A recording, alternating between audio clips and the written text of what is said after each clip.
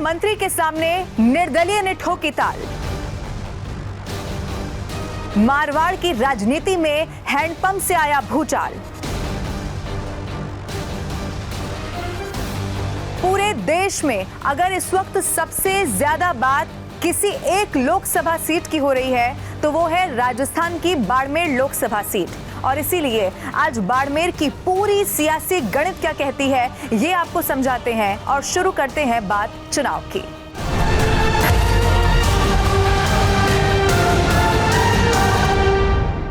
मारवाड़ की मिट्टी चिलचिलाती धूप में जितना पारा बढ़ा देती है, अब ये मानिए कि उसी तरह का पारा इस वक्त मारवाड़ की राजनीति में बहुत ज्यादा बढ़ चुका है। केंद्रीय कृषि राज्य मंत्री और बाड़मेर से सांसद कैलाश चौधरी की संसद पहुंचने की राह में इस बार सिर्फ रोड़ा नहीं आया है, बल्कि पूरा का पूरा ही रास्ता मानो ब्लॉक कर दिया गया हो। और अब सवाल ये है कि क्या इस राह को वो पार कर पाएंगे। अब वजह भी बहुत खास है। वजह है एक युवा नेता और उसका नाम है रविंद्र सिंह भाटी।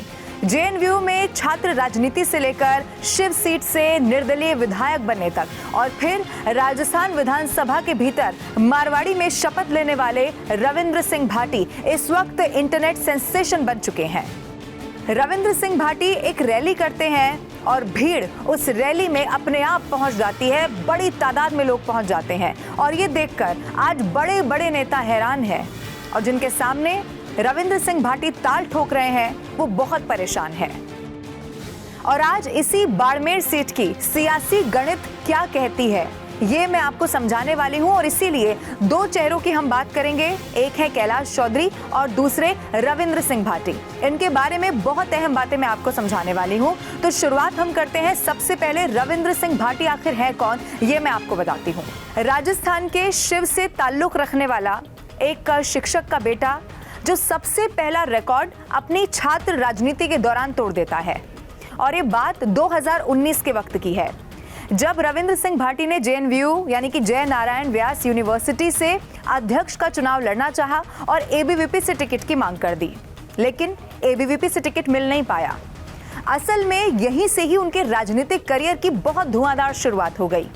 हुआ ये कि भाटी ने उस वक्त बगावत कर ली और निर्दलीय के तौर पर अध्यक्ष पद का चुनाव लड़ा। और फिर क्या था, आखिरकार 57 साल के इतिहास में पहली बार ऐसा हुआ कि निर्दलीय के तौर पर जय नारायण व्यास यूनिवर्सिटी में अध्यक्ष के तौर पर किसी को चुना गया। अब राजनीतिक पंडित ये भी बताते हैं कि वहीं से ही उन्होंने विधानसभा चुनाव की तैयारी अपने लिए शुरू कर दी थी। और फिर 2023 में वक्त आया राजस्थान विधानसभा चुनाव का, जब भाटी को अपनी तैयारी को अंजाम देने का वक्त आ चुका था। अब जो विचारधारा उनकी थी वो बीजेपी वाली ही थी और बहुत जबरदस्त हिंदुत्व की छवि वो रखते हैं। लेकिन अब रिपोर्ट्स में एक बहुत बड़ा दावा ये किया गया कि भारतीय जनता पार्टी के ही कुछ नेता ऐसे थे जो ये नहीं चाहते थे कि वो भारतीय जनता पार्टी के साथ जुड़ जाएं और इसके लिए बहुत प्रयास हुए।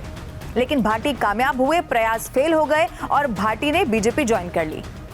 अब वो नेता जो नहीं चाहते थे कि भाटी बीजेपी में आए, उन्होंने अब इस बार ये कोशिश की कि वो आ तो गए हैं लेकिन किसी भी तरह अब उन्हें टिकट ना मिल जाए।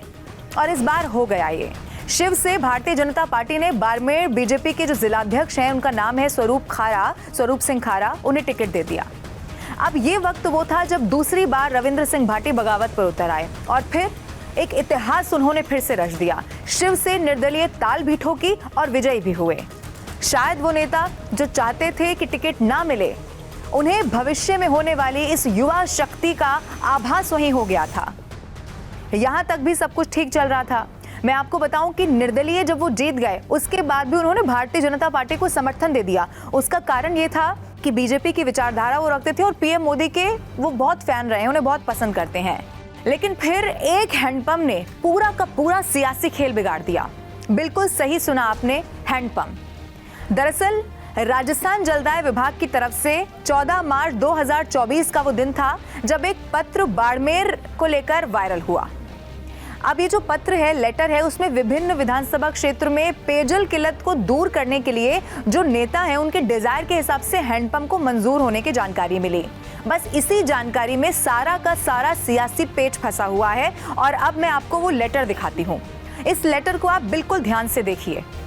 आपको इसमें दिखाई देगा कि पीएचईडी का जो ये लेटर है उसके अनुसार बाड़मेर में 20, चौटन में 20, आहोर में 10 और पिंडवाड़ा आबू में 20, जैसलमेर में 18, पचपदरा बालोतरा में 25, रानीवाड़ा जालौर में 20 और बायतू में 27 और शिव में, फिर से सुनिए, शिव में 22 हैंडपंप मंजूर कर दिए गए। लेकिन हुआ क्या कि जब इसमें शिव विधानसभा क्षेत्र का नाम लिया गया तो उसको छोड़कर बाकी सभी क्षेत्रों को नाम से यहाँ पर लिखा गया, जबकि शिव के बारे में स्पष्ट रूप से लिखा गया कि कुल 22 में से सिर्फ 2 हैंडपंप रविंद्र सिंह भाटी और जो 20 हैंडपंप है वो स्वरूप सिंह राठी की डिजायर पर मंजूर किए गए हैं। अब ये वही स्वरूप सिंह है जिनके बारे में इससे पहले मैंने आपको बताया, शिव से बीजेपी ने टिकट दिया और इन्हीं के वजह से भाटी बगावत पर उतर आए थे। अब जो राजनीतिक विश्लेषक हैं वो ये कहते हैं कि बस ये जो हैंडपंप मंजूरी हुई, इसी के साथ रविंद्र सिंह भाटी और स्वरूप सिंह राठौड़ का नाम लिखकर जो सामने आया वो सियासी रुख बदलने की कोशिश की गई और इसीलिए अब ये भारतीय जनता पार्टी को बहुत भारी पड़ सकता है। और सिर्फ ये राजनीतिक पंडित नहीं कह रहे, खुद रविंद्र सिंह भाटी ने मारवाड़ी में कबूल किया है कि ये सारी महाभारत हैंडपंप से ही शुरू हुई है। आप सुनिए। 5 गाँव वास्ते शुरू हुई थी, जो आज तक आप याद रखा और विश्वास ने बेड़ो क्या कि ये 2 हैंडपंप वाली जो महाभारत है आने वाले दौर में मीना एक नया इतिहास लिखे। और ऐसा नहीं है कि उन्हें मनाने की कोशिश नहीं हुई होगी, मीडिया रिपोर्ट्स दावा ये भी करती हैं कि बहुत कोशिश हुई है, लेकिन अब इस तस्वीर को देखकर ऐसा लगता है कि उन्हें इस बात से कोई फर्क नहीं पड़ता कि कौन उनकी जीत की बात कर रहा है, कौन ये कह रहा है कि वो सफल नहीं हो पाएंगे, वो हार जाएंगे। अब उन्हें सिर्फ एक लक्ष्य यहाँ से नजर आता है और वो लक्ष्य है कैलाश चौधरी को चुनाव हरा देना। लेकिन कैलाश चौधरी जो मौजूदा मंत्री हैं वो भी बहुत कद्दावर नेता हैं। अब उनके बारे में भी मैं आपको थोड़ी सी जानकारी देती हूँ। अगर आप व्यक्तिगत तौर पर जीवन देखेंगे तो बहुत संघर्षों से उनका भरा रहा। ग्रेजुएशन करने के बाद कैलाश चौधरी को राजनीति में जब बहुत खास पहचान नहीं मिली तो आप ये जानिए कि अपनी आजीविका को चलाने के लिए बस कंडक्टर की भी नौकरी उन्होंने की है। और ठीक ऐसे ही छात्र राजनीति से वो उभरे हुए नेता हैं जैसे कि रविंद्र सिंह भाटी हैं और एक बहुत दबंग छात्र नेता वो हुआ करते थे। बताया जाता है कि बाड़मेर बालोतरा में फैक्ट्रियां बंद पर कई मजदूरों का रोजगार वहां पर छिन गया था और इसी पर कैलाश चौधरी 4 महीने तक धरने पर बैठे हुए थे। पुलिस ने उन पर खूब लाठियां बरसाई और जेल में भी उन्हें डाल दिया गया था।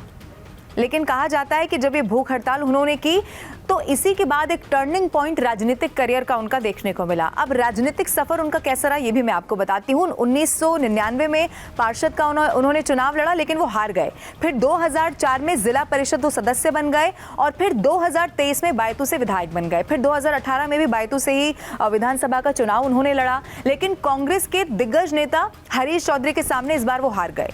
फिर 2019 में पहली बार लोकसभा चुनाव लड़े और पूर्व केंद्रीय मंत्री जसवंत सिंह के बेटे कांग्रेस प्रत्याशी मानवेंद्र सिंह को एक बड़े मार्जिन से 3 लाख वोट से उन्होंने हरा दिया और फिर इसी कार्यकाल में मोदी सरकार के मंत्रिमंडल में उन्हें जगह मिल गई। और इस बार जब बहुत सारे ऐसे सांसद हैं, ऐसे कद्दावर नेता हैं जिनका बीजेपी ने टिकट काट दिया है, लेकिन कैलाश चौधरी को फिर से बाड़मेर से टिकट मिल चुका है। लेकिन आप एक तरफ देखेंगे कैलाश चौधरी भी बहुत धुआंधार चुनाव प्रचार में जुटे हुए हैं और दूसरी तरफ है वो युवा नेता जिसकी लहर इस वक्त बहुत जबरदस्त बाड़मेर में या मारवाड़ की मैं पूरी बात करूं तो यहां पर दिखाई देती है। लेकिन आप ये भी समझ लीजिए कि बहुत दिलचस्प मुकाबला होने वाला है। हालांकि जैसा मैंने आपको बताया कि अगर कैलाश चौधरी जीत का दम भर रहे हैं तो रविंद्र सिंह भाटी को भी इग्नोर नहीं किया जा सकता। अब किसकी जीत होगी, कौन ये चुनाव हारेगा, कौन एक बार फिर से इस फाइट को आगे बढ़ाएगा, इन सब कुछ के लिए इंतजार करना होगा लोकसभा चुनाव 2024 के चुनावी नतीजों का। लेकिन उसके लिए अभी तक भी आपने हर खबर से अपडेट रहने के लिए न्यूज़ 18 इंडिया के YouTube चैनल को सब्सक्राइब नहीं किया है तो अभी कर लें। और ये वीडियो आपको कैसा लगा कमेंट करके ज़रूर बताएं।